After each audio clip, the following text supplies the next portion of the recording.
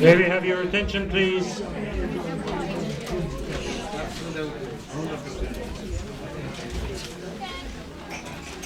Alan?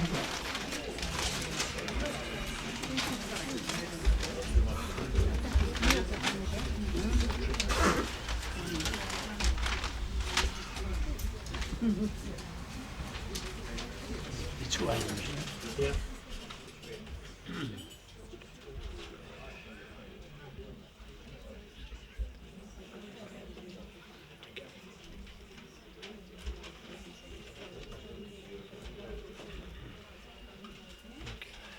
Thank you.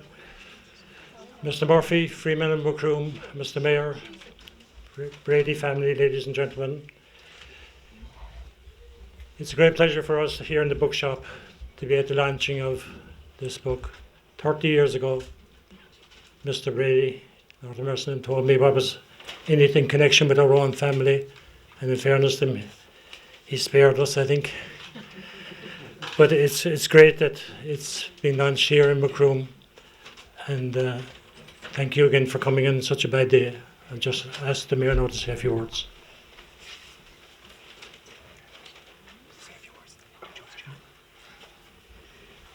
Good evening, everybody, and welcome to the launch of the Briar of Life. As you are aware, my father died 24 years ago. Get that over now. And everybody in Macroom knew he was writing this book. What he told them, everybody, and they were all waiting for this wonderful book to be written. People used to come down to the house and he'd read out some of the book to them.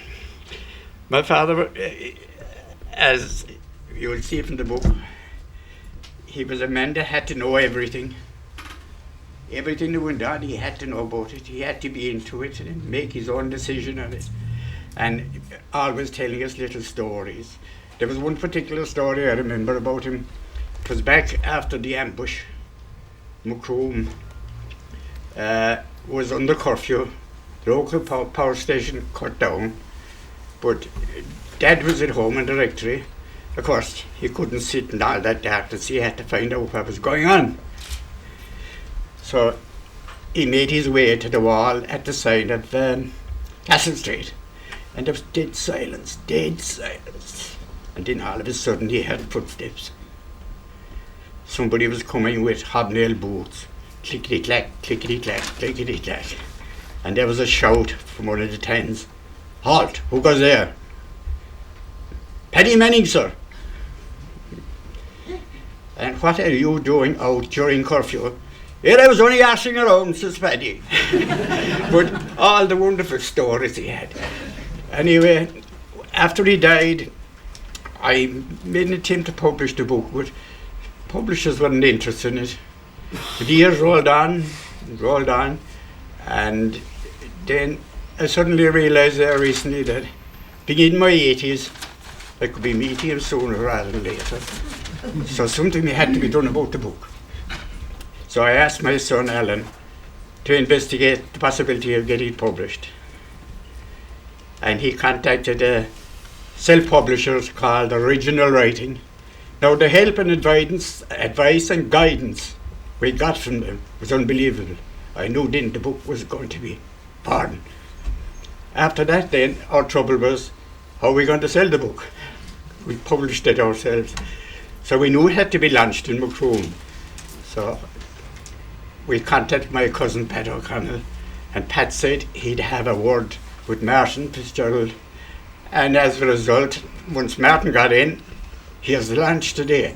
I thank everybody who helped, but a special thanks to the great Macrompian, Johnny Murphy.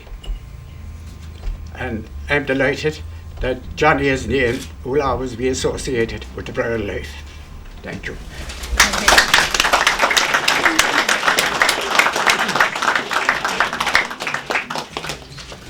Oh, yeah. Thank you. First of all, thanks very much for the kind invitation here today to the launch of this book. It's a great honour for me to welcome Professor John A. Murphy here to launch the book, and the Brady family for the hard work they've put into getting this book published, and the people of Macroom a chance to read what's in it. So without any further ado, I'll ask John A. Murphy to come to the stand and launch the book. Thank you, Mayor. Well, ladies and gentlemen, and the Brady family, I'm delighted to be here. As Ronald Reagan once said at his great age, I'm delighted to be anywhere. But I'm delighted to be back in Macroom and for whatever occasion. And I've read the book when it was in proof, and was greatly impressed by it. Of course, I knew Stephen Brady.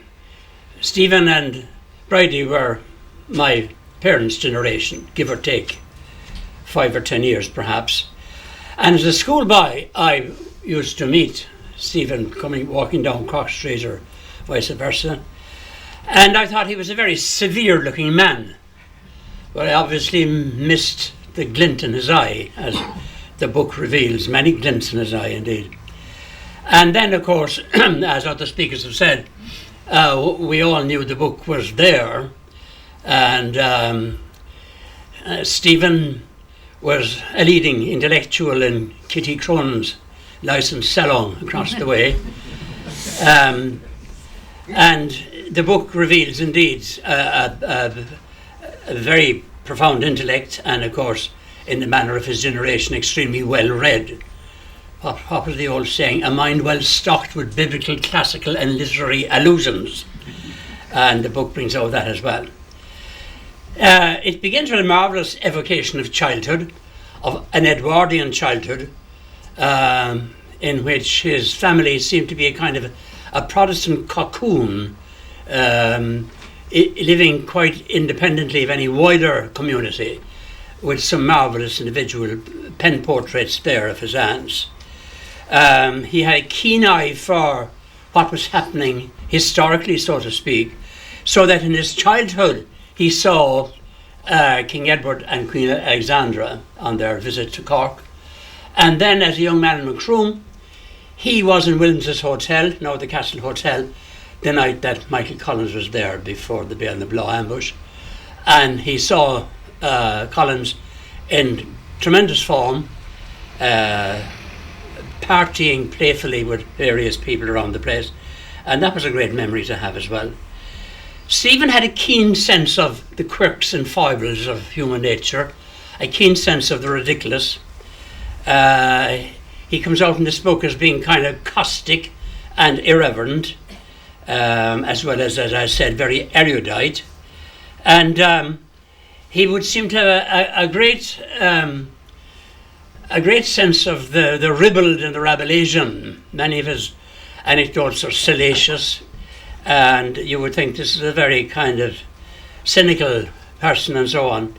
And then you come to the very tender love story towards the end of the book, which belies all the superficial impressions that he's at pains to give about himself, I think. He liked to project the idea that he was a hard man in that sense, above all human sentiment. But then he's revealed in the end of the book as a total softy when he falls in love with Brady Crimmon. And that's worth buying the book for, I think, alone. That story of the romance which began around Cooleyhan, as so many romances did. And he ran into great difficulties, of course, because it was a mixed marriage. the son of the rectory, after all, marrying a Catholic girl from Macroom, that was set up to be full of difficulties. And the full weight, really, not alone of his father's church, but of the Catholic Church in the person of Dean Higgins, was brought to bear on the couple to stop their unlikely romance, so to speak. And nowadays, of course, there wouldn't be any great objection to mixed marriages. In fact, most sets of parents would be delighted to see their children getting married at all. But they were very different times indeed. I think he was a natural skeptic. There are people in all walks of life, even in the great ages of faith in Ireland, who were simply born with a kind of a skeptical outlook. You sometimes got that in people. When I was growing up, I remember the most pious people would suddenly say, I wonder is there anything in it at all? And Stephen had that sense very strongly indeed. And when he was asked once to comment on the ecumenical movement, he said it was no more than dog-collared bandits getting together at last to salvage what they could. And when he was a small boy, he saw the possibilities of piety, so to speak, because he met a clergyman who had just said that he had negotiated a difficult journey in his car, and Stephen nodded piously and said, safe in the arms of Jesus. And this reverend guy gave him a shilling or two for his piety. And Stephen concluded, there's money in religion after all. A great affection for Macroom, though he wasn't born here, a great affection for its people, its scenery, its characters above all. That struck the kind of quirky note in himself, so that he recounts with relish one of the wake stories. I'm aware of other wake stories in Macroom about famous wakes, but I like this one where there was apparently some row brewing at a wake he was in, partly the product of the liquor being passed around, and this man who was at the wake and who was of a kind of a peaceful disposition said, no lads, don't be fighting. After all, we came here to enjoy ourselves. And other stories which I heard before, but which deserve to be set down, were notably the one about Henny Gontone. An older generation would remember who she is or would have heard of her. Like Stephen himself, I think she was a bit of a free thinker. She didn't have any great regard for the high and mighty of church and state. And I'm told there's a certain circle in Dante's Inferno being prepared nowadays for people whose mobile phones go off in the middle of the school. And he recalls the famous story about Hanine going into Mescal's shop, where she inquired of the very pious gentleman behind the counter, how much is the cracked A.J.S in the window? A marvellous punchline, absolutely. Now, more seriously, of course, he took an interest in the political, religious happenings around the place at a time of great political significance. And Protestants in Macroom were few in number. Perhaps Macroom had the smallest Protestant population of any of the County Cork towns, really. And from a mid-19th century level of 160, not very much, out of a population that time in the mid-19th century, perhaps 3,000. It declined in the 1926 census to only about 60 Protestants. And then on to mid-20th century, even still few. But as I recall it myself, and it's only a schoolboy's memories, my memory is that there were very good relations between the majority Catholic population of Macroom and their Protestant neighbours. Offhand, I just recall someone like Brian Baker, the electrician in South Square, who was enormously popular with his neighbours and his friends. Indeed, I remember being in school with a son of his. And Stephen, of course, was the son of the rectory, and there was a close alliance between the rectory and the castle, between the Reverend Brady and Lady Ardelon, and of course between, if you like, the rectory, Lady Arden, and the British establishment, notably the Auxies and the Black and Tans. And that brings us to the story of Kilmichael, where Stephen claims that the reason why Macroom was saved from Black and Tan reprisal after the ambush of Kilmichael was not because of the combined influence of Dean Higgins and the Reverend Brady, even though they were friends, and together must have been an impressive couple if they wanted to make political interest. No, he says that Lady Arden, partly because of her affection for Macroom, her interest in Macroom, I don't believe there's a very strong affection there. She was an absentee landlady after all. But she still had property interests in the town of Macroom, rental interests. And for these reasons, he claims that she interceded with the highest British military authorities in Ireland to stop any burning of Macroom in the wake of the Kilmichael ambush. All I can say about that is it's a very interesting story. It may well be true. It fits in with the other factors that I've talked about her interest in her properties and so on. But no historian can say it's true because somebody said it. There's a very powerful statement made by some historian: history is what the evidence compels us to believe. So I would like to see some documentary evidence, and must be somewhere in the military archives, that was the reason why Macroom was spared, so to speak.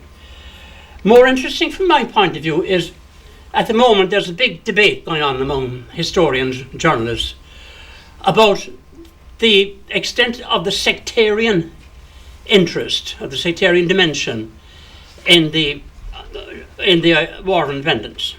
To what extent were executions in various areas of County Cork motivated by a sectarian influence? There are people who are anxious to maximise that for their own reasons, who are inclined to say, yes, people were killed because they were Protestants. The more traditional historians or interpreters of history say, no, they weren't killed because they were Protestants, they were killed because they were spies or informers who happened to be Protestants. It's an ongoing argument. But in that connection, one of the most interesting things about Stephen's book is where he recalls, after the so-called Dunmanway massacres in April 1922, when something up to a score of Protestants were killed in Dunmanway on a particular weekend in April, he recalls the following morning a knock at the door of the rectory. And this, he says, gentleman of military appearance, a civvy, but civilian clothes, but a military appearance, asked to see his father, the rector. And when he got in, he assured the Reverend Brady that there was no need to worry that anything like the Dunmanway events would be replicated in Macroom. He could rest assured that would be so. And to make it certain of that, this gentleman, who happened to be a local IRA commander, appointed a guard, a warning guard, to set up presence in the gardens of the rectory. So there were people, volunteers were told night after night which one should be there to take care that there would be nothing untoward happen. In my family, my tradition was my father was one of those people. But the IRA commander in question was Charlie Brown, of a well-known Macroom family, brother of Dick Brown of Pound Lane, and Charlie and Tommy, who had a shop in Cork, and whose ancestors, ironically, were Protestants themselves.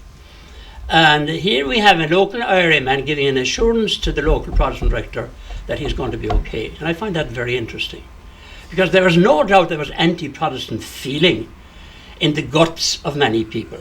After all, it had been only a century since Maud of Winnie Lera had written her fiercely sectarian anti-Protestant poem, the Battle of Cockhamenia. But Brown belonged to that kind of real Republican tradition whereby Protestant, Catholic and the centre would be harmoniously united in Ireland. Very difficult dream to achieve. But he represented that tradition as distinct from the kind of the gut Catholic nationalism. And I think that's the most significant political story in the book. But it's a great book. I didn't want to emphasize any particular section of it. He has a very readable style. It's unputdownable, really. And it's great that the book was there in the end, that it came to life and was published. So congratulations are due all round really to the Brady family for their persistence in getting this book published. And I'm glad at so many levels to be here tonight and to be able to congratulate them in that regard. Thank you very much.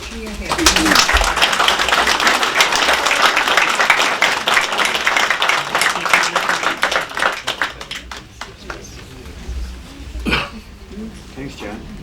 Well, ladies and gentlemen, thank you very much. Thank you, Jackie, for all the work. Good evening, Jay.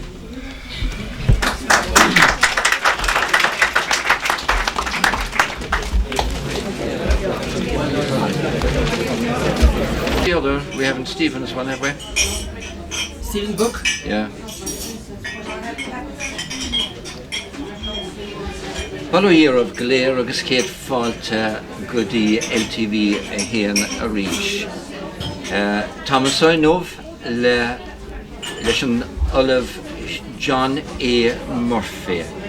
John A. Murphy, professor, senator, teacher, Macrompian, I think probably always. John, you're most welcome to local television. Thank you, Brendan. Thank you. It's great to see you back in Macroom, and you're here, I know, today for the launch of Stephen Brady's book. Yeah, it's the most interesting book. Yeah. You gave us a very fine talk on it. Well, Stephen Brady was a character, I suppose, in Macroom when I was growing up. And his father was the Protestant minister, which immediately gives him a significance, as it were. And he married Brady Crumman, a Catholic, and that's a part of the book too. A very tender love story. They married, of course, in the teeth of opposition from both their families, as was the custom then. In fact, T.C. Murray, in his Spring Horizon, which is the autobiography of another Macrumman, recalls other mixed marriages like that, which caused a tremendous storm. But Brady was also a kind of a local intellectual, very widely educated, a well-stocked mind, kind of a critical, caustic mind. And I believe he was a free thinker, that he didn't actually believe in any religion. But he has marvellous commentaries on Macroom characters and significant commentaries on a couple of historical episodes connected with the 1920-23 period, and the book should be bought for that alone. So this is recommended reading, really, Absolutely. John. And I know that we will be broadcasting your speech at the opening and the launch of this book, but you were more or less a contemporary. He was older than you were, I think. Stephen he was my father's generation. Stephen himself? Yeah. All right. And I would have gone to school with his son Alan. Yes. And of course I knew Mavis and Roland. They lived in Railway Terrace, Very well. down Cork Street, where I was brought up myself. So I would have known him when I was a schoolboy, and he was a middle-aged man. And he was a very arresting looking character. Really? Looked severe, Yes. mustachioed, kind of severe countenance, but there was a glint in his eye, obviously, because he had a fierce sense of humour. Yes. Diabolical. Fairly sharp kind of guy, was he? Oh, absolutely, yeah. Sharp wit and... Yeah, and in the book, he likes to protect himself as a kind of a cynical man of the world. But the story of his courtship of Brady Crumman belies all that. It's a lovely, tender, romantic story, which is beautifully told. So it shows that side of his character. John, I want to ask you about your growing up in Macroom. Tell me, what are the important memories that stand out for you in terms of the social milieu of the time? Well, I suppose socially, one of my chief memories is of the gradations of society in Macroom. The well-off people, the not-so-well-off people, and all the way down in a kind of an Indian hierarchy of caste. Yes. Down to the very poor. And one instance of that was that at Mass on Sundays there was a side aisle. Macroom Church is only one side aisle. It was popularly known as the poor side, which was kind of a straight acceptance of poverty. And in fact, when you put your penny on the counter on the table going into the main section of the church, you need only put a halfpenny on the poor side. And the smell of poverty from that side, the smell of dirt, I suppose, and poverty and neglect was overwhelming. Yes. And so it was a very socially graded society with lots of poverty at the bottom. And I suppose heavily disguised by the hooded cloak. Well, the hooded cloak then actually disguised all sorts of people.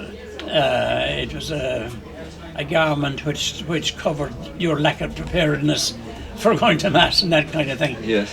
And quite respectable, quote unquote, people wore the hooded cloak for that reason. People you wouldn't expect to be... Yeah, so it was a kind of a sartorial leveller, you know. Yes. But the real poor people, of course, women would have worn shawls, you know. Yes. No self-respecting Macroom middle-class matron would have worn a shawl, but frequently wore a hood cloak. I see. Yes. Which is an interesting tribute to the strength of that tradition also. And who were the people at the top of that pyramid now in terms of that social pyramid? What entitled them to that position? Well, money basically, of course, but respect, if you like, among society for their betters, which was a common feature of Victorian society, and then brought into the 20th century, respect for the priests, figures of authority, those who were deemed to have authority and influence, the doctor. Yes. And you never questioned the doctor's opinion. Yes. The teachers, obviously. There was, again, a kind of a descending order there of social importance. Yes, the doctor wasn't as important, or the teacher was not as highly regarded as the doctor. Not quite, no. Yes. And then, of course, the big merchants, the big yes, shopkeepers, merchants, and you could hear that reflected, for example, on the particular Sundays in the year when the dues were being called out. Yes. And people went to mass that morning with a special sense of expectation. They'd know that the much respected shopkeeper who gave £2 last year, he might be down to £1 and 10 shillings, and people want to know, has he fallen in hard times? I see. And then there were stretches of places like Slavian Road that there were no returns at all. In those days? Yeah, people who were much too concerned with getting on with living to be concerned with the church. Yes. Now the location of some very exclusive apartments, let it be said. Yeah. Now speaking of which, the lanes and the back roads and that in Macroom, they were inhabited, I suppose. Were they inhabited when you were growing up? Oh, absolutely, yeah. And again, there was a kind of order of social ranking there as well. Yes. And I shouldn't be naming the lanes that were even worse than the other lanes, but there were such. But somewhere. Yeah. Yeah, somewhere. So there was a lot of poverty. On the other hand, I suppose the other side of that coin was I recall a great sense of neighbourliness. Yes. Of the neighbours helping people out and so on. And it's a well-known fact of life that the kind-hearted are often fierce gossips as well. Gossiping and generosity are two sides of the same coin. So the town lived off the buzz of gossip, of course, as well. Yes. But poverty overall, really, and in the 1930s, 40s, when I was growing up, lots of immigration. In fact, have we ever been at a time without immigration, really, in the history of the state, or in the history of modern Ireland since the famine? So there was all that there, and then the people coming home, what they used to call in Cork, the Dagenham Yanks. Yes. The people coming home with a few bob in their pocket.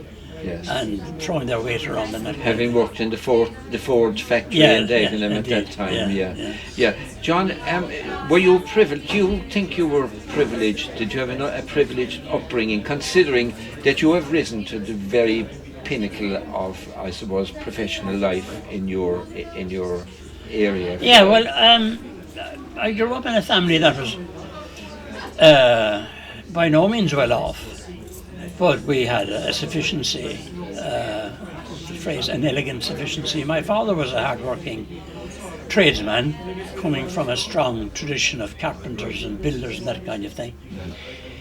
And my mother's people would have been better off, if you like, materially. My maternal grandfather was, for a time at least, a well-off merchant. In fact, he gave a piano to his daughter, my mother, as a wedding present. And that was a great source of cultural richness in our lives. Yeah. So, I was aware that culturally speaking, I was the privileged heir to lots of different cultures. If you like, the English literary culture and the English musical culture. On the other hand, the Gaelic League culture, if you like. My mother, in her own person, combined all these heritages. And then, of course, I was aware that Macroom at that time in the 30s, 40s, was in the age of a very vibrant Gaeltacht. Not alone Cooley, but Ballavoona was still, Ballingeary was still a strong Irish-speaking area at that stage. And you could hear that in fair days in Macroom, people speaking Irish. My mother's two cousins, two farmers from Liscarrigan, I think, and somewhere else there, were native Irish speakers at that stage. And that lent a great kind of richness and colour to our lives as well. Very good, yeah. Now, speaking about Liscarrigan, have you a comment to make about Antara Pedro O'Leary? Just as an aside to this interview, what do you think was the national importance of Antara Pedro O'Leary? Well, he was the first writer of modern Irish. Yes. The first writer of popular Irish books. Mushkiel Fain, his own autobiography, Shana, and so on. Written in Irish, which, while being perfectly faithful and accurate to the Irish he inherited, was also intelligible to the ordinary, interested Irish language reader. So Kaint na Nina, was it? Kaint na Nina, yeah. Yes. Agus Béishin an Céad Údar nula tríocht na Gaeilge. Agus sin an tá a bhainean leis. Sure. Vandot. Agus cur me ceistrat in ish marioler, fadas Tommy the Kaint marioler dini Carlula aber and sorry Mark Roma. Talk to me about Arthur O'Leary now as another significant figure, because we in Macroom like to lay claim to people like Antara Pedro and Arthur O'Leary. What was the real significance of Arthur O'Leary? Well, he came from the Catholic gentry, if you like. After all, the great area west of Macroom, southwest of Macroom, the Barnea, or the parish of Evalera, which maintained, by the way, a kind of political independence well into the early 17th century. The O'Learys still managed their affairs, their governance of the local area in traditional style right up to Cromwell's time. Really? Yeah.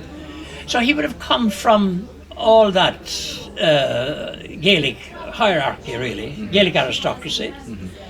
And he would have been a wild goose in the sense that he went to the continent to pursue a professional career as a soldier. These are not people now who just joined the army for a few bob. They had notions of themselves, if you like. And when he came home to Ireland to inherit the lands, the farm and lands around Raleigh House, his lifestyle was that of an aristocrat. And this is what got up the local Protestants' noses. The idea that he should have the same lifestyle as themselves. Of course, it was penal law times, wasn't it? Well, it was penal law times, but the penal laws were going out. Yes. And that's frequently when you have the most kind of revolutionary mindsets among the oppressed. Not when they're totally oppressed, but when they're beginning to taste liberation. That's a well-known fact. I'm sure there are... I mean, the French peasants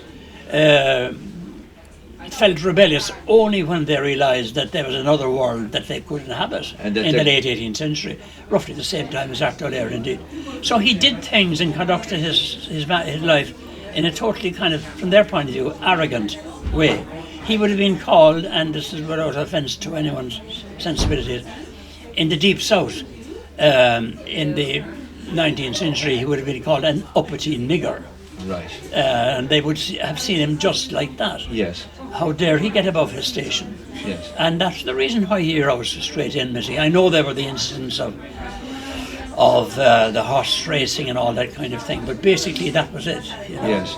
And of course the Queen afterwards then became a hugely regarded piece of Well, writing. the Queen is in an immemorial tradition, but from a literary point of view, it's a modern style lament as well.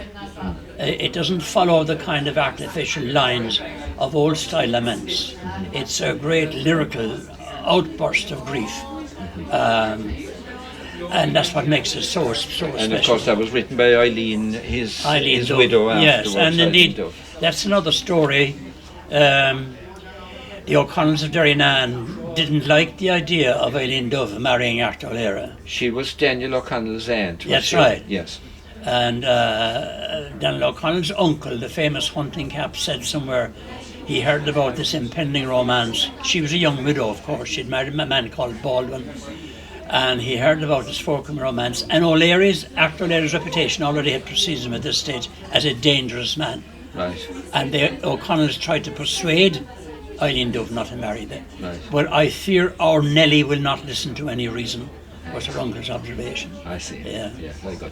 John, I'm going to take you back. We've digressed into a territory that I felt we were going to steer clear of a little, but very, very enriching for us to hear it. Take me back again to Macroom. You went to De La Salle College in Macroom. Was this the norm for youngsters of your age in the town? Yeah, by the way, it was in my time. I was there at secondary school from 1940 to 45. It was Manskull de La Salle. Yes. The college was a kind of a slightly snobby title that came in only subsequently. Yeah, we were all at that. Yeah. Yes. So, yes, I won a scholarship from primary to secondary. Yes.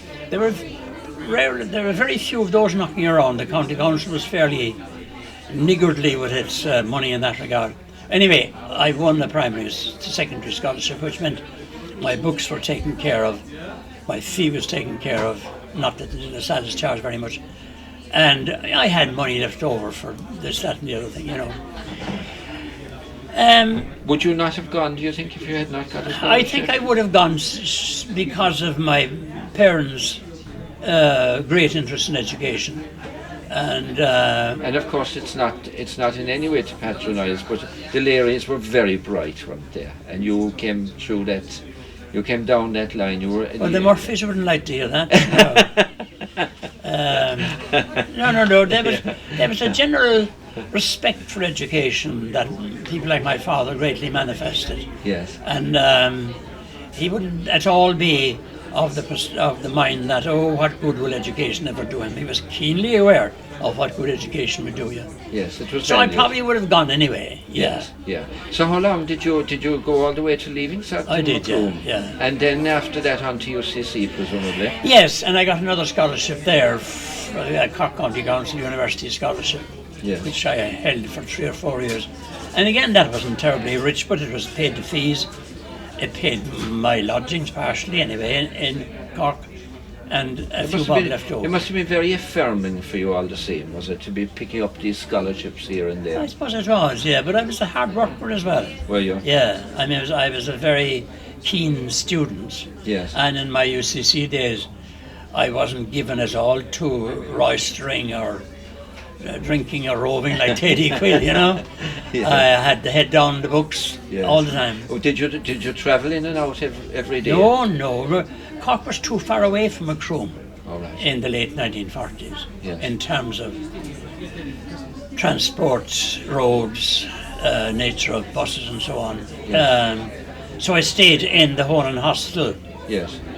which was built really to accommodate scholars. Yes. So there was a great atmosphere in there, Yes. and it was a great place to stay as a student. Yes. I'm going to, it's a matter for the public record at this stage that you had a very distinguished academic career. You taught in Farnham Ferris, of course, and then you went on to UCC, to a very, very distinguished academic career there, and entered the political arena where you became a senator for many years. Yeah. But I'd like to sort of keep some of the local flavour on this, because it is in the public record, as I say, that side of your life. Coming back to Macroom, John, you once described it, and I remember it stuck in my mind very firmly. You described Macroom one time as a frontier town. Yes. Could you expand on that for me? Makes it sound like the Wild West, you know. El Paso. El Paso, Yeah. yes. Yeah. Well, it's a frontier town in that, physically and culturally, I suppose. Geographically, it was the end of the fertile Lee Valley Plain Yes. and the beginning of the rocky terrain to the west and south and north, indeed. And that's what I meant by frontier town. But also culturally, you began, as I wrote somewhere else, West Cork begins at the top of Pound Lane. Yes. You shifted into a different kind of cultural gear there. And in earlier years, that was very much centred around the Gaeltacht, Yes. particularly. And so... So people coming from Kerry then, once they hit the top of Pound Lane, there was a seed change. That's right. They had to gear themselves for the more cosmopolitan, climate of Cork. By the way, when I was a student in UCC, I well recall listening with fascination to two women, two Shawleys, I suppose we'd call them, gossiping in the front of the bus. And part of the conversation was about the niece of one of the women was engaged to a fella. And this woman made it clear to her companion in the bus that she didn't approve of the forthcoming marriage. Yeah. So the other woman said, "Oh, what's wrong with it?" Well, he's a bit, he's not a bit civilised, really. And what do you mean by that? He's like a fella from Macroom. And that shocked me because I had assumed Macroom was the acme of civilization, And sophistication. Yeah, and sophistication. Absolutely. That we look down at people from Ballinagree and Kilnamartyr and places like that. Yes. The townies would look down on the country. Yes, yeah. But and I remember even my own secondary school days, there was an element of that. But you mentioned the Irish language earlier, and it was interesting that you highlighted that the Gaeilge was used on the fair. But Padraig Tyres, who would have been a colleague of yours in UCC, late Padraig Tyres, Benachdale and Anam, Padraig said one time, "Siad an dá balle is golde in éring, ná dengin I cúis agus má crumma." Yeah. Well, that was a kind of a cliche among Gaeilgeoirs, that you didn't really begin to live the ancestral Gaelic life till you moved into Cooley, and even more so till you moved into Ballyferris and Doonqueen and so on. Yes. So the towns were written off as anglicised places, Yes. But I think that smacks of kind of Elitism. bigotry and elitism, I never had any time for that, because I figured my heritage was universal, really. Yes. So interesting times, and growing up in Macroom, I suppose coming back now today to Macroom, John, what's good for you about coming back to Macroom? Oh, well, familiar faces even at this stage. If Hilaire Belloc once said that he looked forward to old age when the men that were boys when I was a boy shall sit and drink with me. Yes. When he went back to his native place, but alas, the facts are that most of the men that were boys when I was a boy are now gone into the world of light, so to speak. Yes. But I still see their children and so on. I can recognise my school children in the faces of their sons and daughters, and they know me. I suppose I'm well known, and it's very nice to be welcomed back. And after all, I'm a free man of the town of Macroom, an honour which I deeply appreciate. Yes, and that's wonderful indeed. And I did see you earlier today. Look, John, we'll have to, alas, finish Wrap it at up. that. Yeah. It has been a great privilege and a great honour to speak to you here on local television You're today. Agus Tásúil gom gom diocitúr eis cúing a rís. Cúnar dé, Fear mór siúil agus fear mór scéalta ho. Okay, agus fear more ceol cuma. Agus fear mór ceol cá Ráníocht ráníocht. You said one time, I must quote this now for the listeners. You said one time, remind me of this. You were unhappy, I think, about somebody saying that somebody in your position of eminence maybe ought not to be singing so heartily, and you had a comment about music and singing. Do you recall it at all? I don't know. My recollection of it was something to the effect that it was the greatest form of self-expression. Oh yes, of course it is, and a lot of at the moment the caustic commentary on Brian Cowan is that he's a singer, as if this was some form of social criminality. Yes. And because you're not express yourself fully until you sing. And by the way, I would like to quote something else in that regard. Yes. That someone wrote very cruelly some years ago about me with the following phrase: "It is very hard to get John A. Murphy not to sing." Well, now, I'm going to challenge you on that. No. Is there any hope in the world we'll get one verse of Mount Massive from you and a chorus before we finish? Because this is our television station is one that reaches the hearts and homes of everybody around you. And I know that they would love you to do that if you would. Well, I'd just sing a verse from the Banks of Ceylon. Or the Banks of Ceylon would be better again, yes. Yeah. Well, we walked while we talked, and we walked on together, inhaling the sweet pleasant air, till at length in a voice so alarmed she said, "Sir, my father goes there." Well, his presence to me was appalling, with his cross angry look and wild frown, which pierced my heart like an arrow on my way back to sweet Massey town. Leonard. But now I'm retired from my roving, with a heart full of sorrow and grief, and there's no one on earth to console me, or afford me the slightest relief.